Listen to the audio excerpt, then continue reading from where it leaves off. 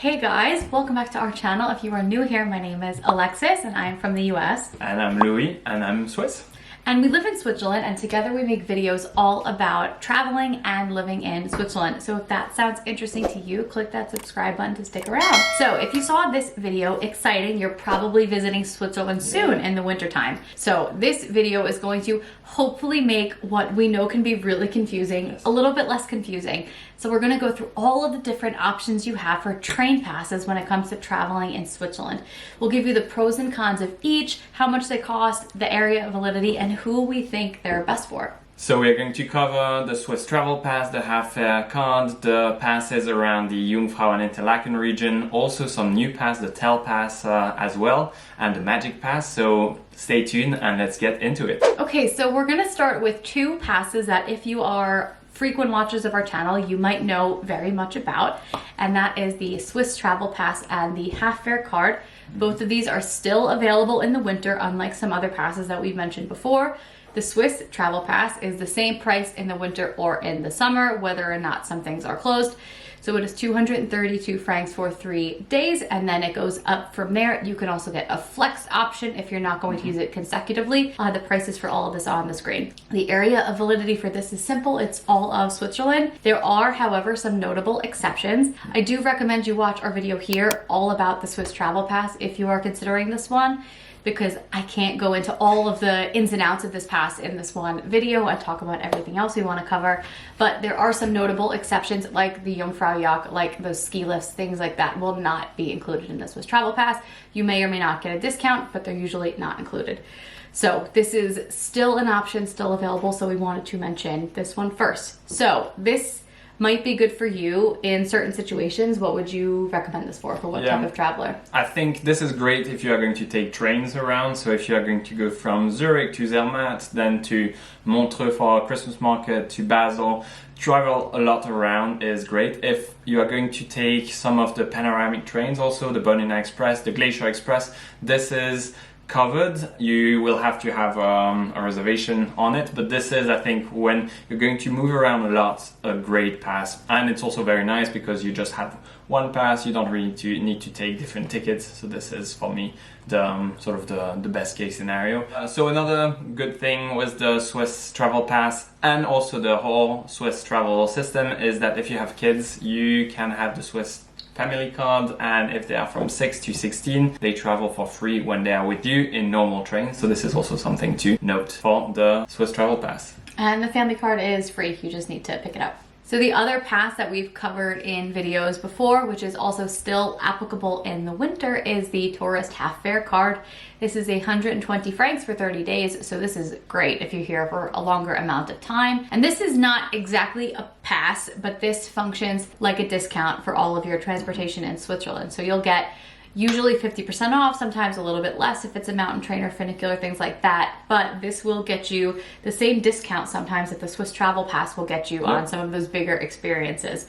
So the half-fare card, I think, is a great option, particularly maybe if you don't know exactly what your itinerary is going to be, or if you're here for a longer time. Yeah, I think for me, this is always good if you're in Switzerland and I'm going to go in a lot of different places.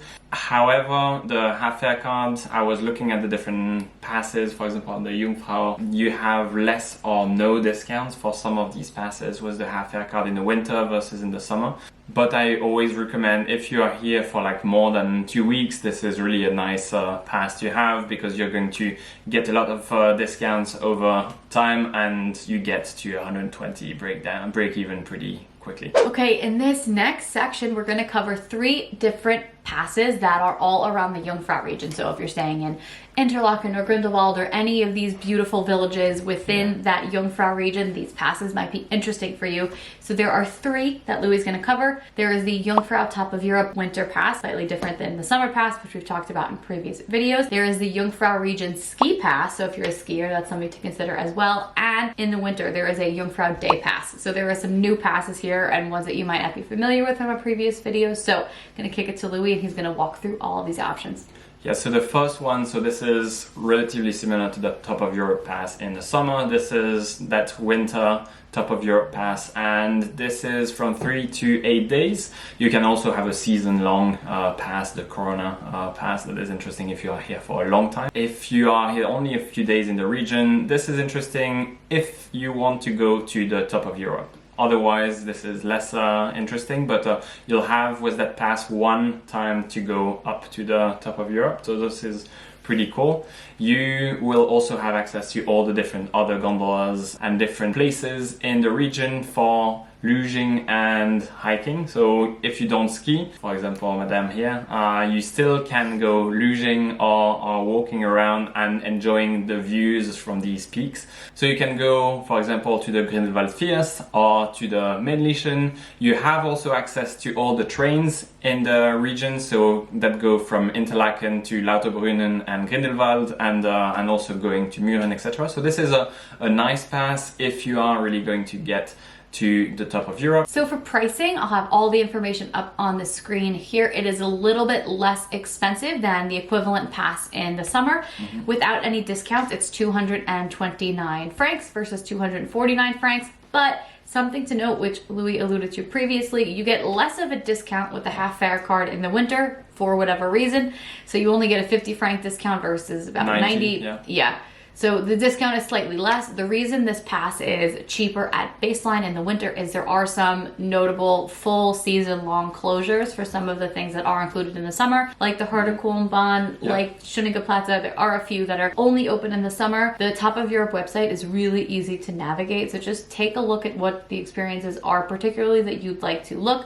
Jungfrau Region, of course, is open all year, but just peek around before you make a decision about which pass you'd like to purchase. So there is another option for passes that are not actually available in the summer. So it's pretty nice because you have more flexibility also. If you're just going to come here for 1 or 2 days, you could take up to 7 days of these passes, and these passes do not include the Jungfrau Region. So if you want to go do the Grindelwald First and the Männlichen and going to Müren and different places, but not interested in the Top of Europe, then you can actually take these passes. So it is cheaper because you can take only 1 day and do a lot during that day or 2 days. This is for 1 day 58 francs, for 2 days this is 114 francs. You can spend a bit less and do really just what you need in the region. This is, I think, quite interesting. You also have the possibility, if you want to take these days here and there, to add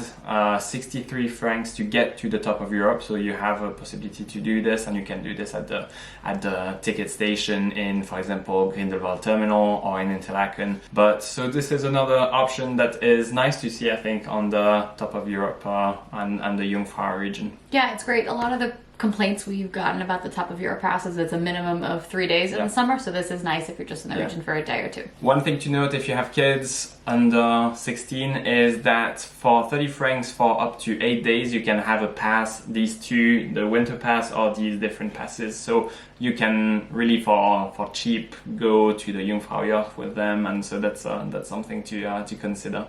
So the third pass in this region is if you are a skier, and this is the Jungfrau Ski Region Pass. So this is if you will be skiing or snowboarding. The other passes that we just discussed are if you're going to be by foot or with the sled or something like that. So this pass is really the option if you are a skier. It's nice because of course you have different days, 1, 2, 3, 4 up to 8 days, and it covers really a lot of the region. So this is really nice actually because you will be skiing in different places.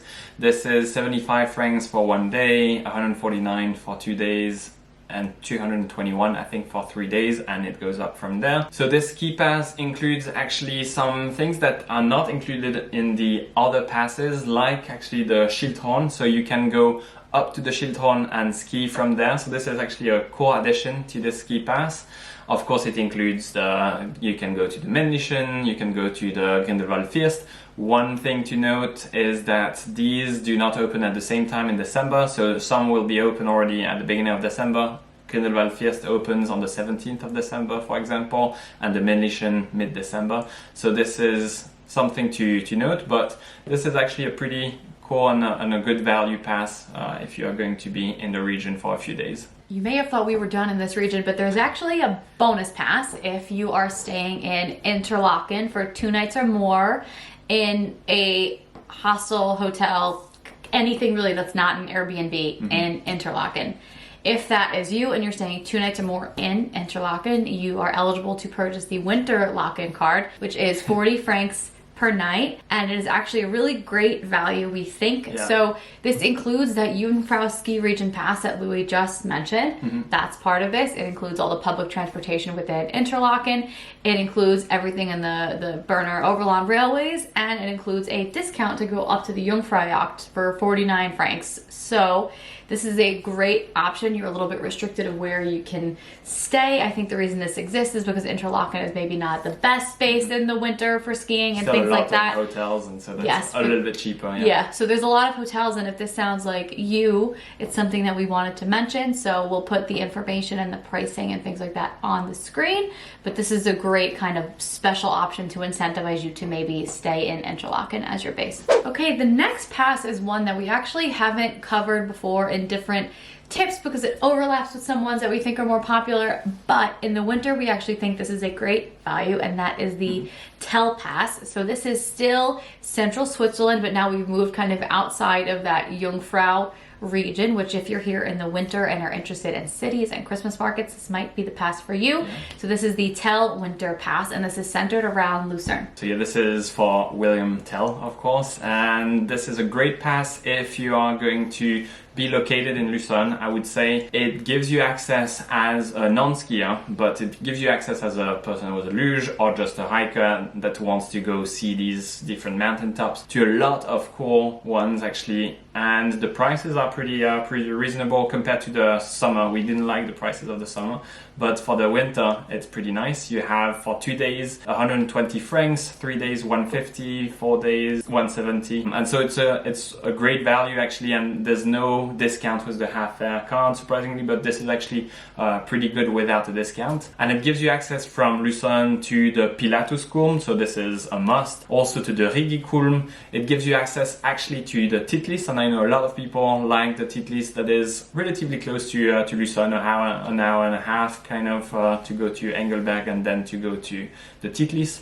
It gives you access to Stoß, also that very cool steep funicular, and a lot of other things. Also the boats on the lake if you want to be a little cold but experience that, you can also on the Lake Lucerne.